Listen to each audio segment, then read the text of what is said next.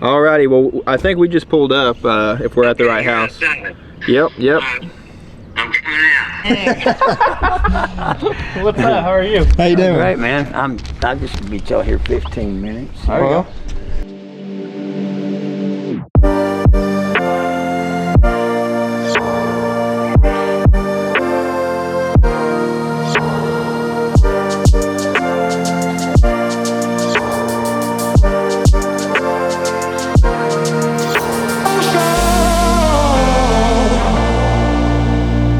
I went to Mexico. Charlie was down there doing taxidermy work in Mexico City and jaguar hunting.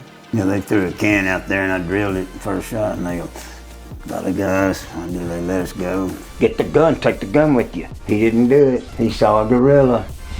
It was coming in late to the rattle scene. That's what it's gonna be like the rest of your eternity. This too, keeper.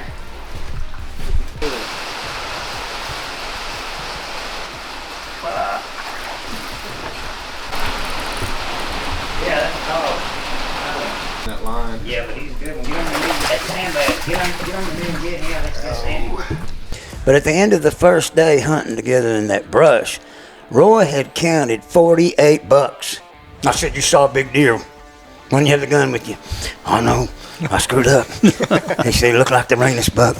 Two arms sticking out real wide." He took it up on two wheels and cleared his head. He took it into that other lane on two wheels, cleared his head, and then set it back down.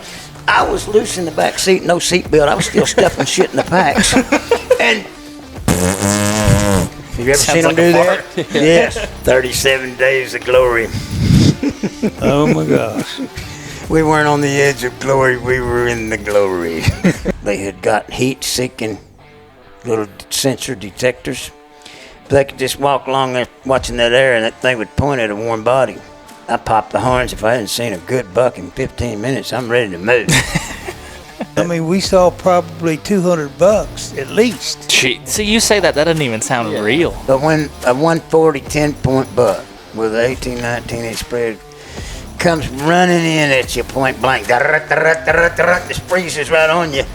I don't care who you are, how many times you've done it, that makes you want to shoot the hell out of him, you know? Last thing I heard was that angle iron hit me in the back of the skull. It's clang, out cold. When I came to, I'm halfway to the bottom of the lake. I mean, it's pitch dark and I'm 10, 12 feet down. And I could hear my bubbles coming out of my lungs, you know, just blub, blub, blub, blub, blub, blub, blub, blub. If you hear this sound, he said, "That's the jaguar. They're mating this time of year in the spring rainy season."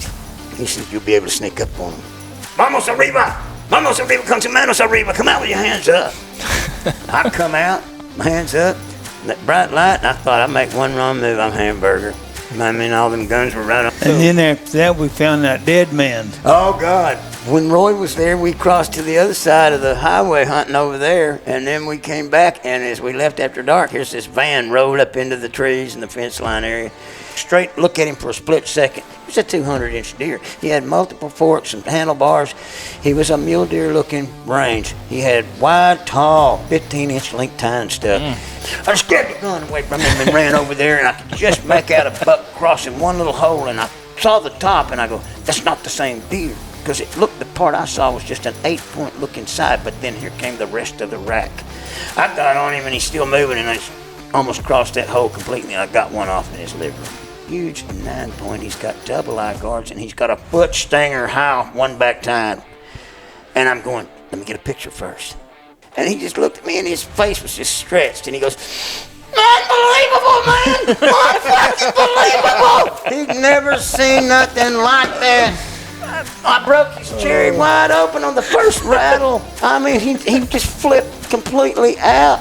Screamed. You know, someone could have been tracking us or something and heard that. You don't do that, but he lost it.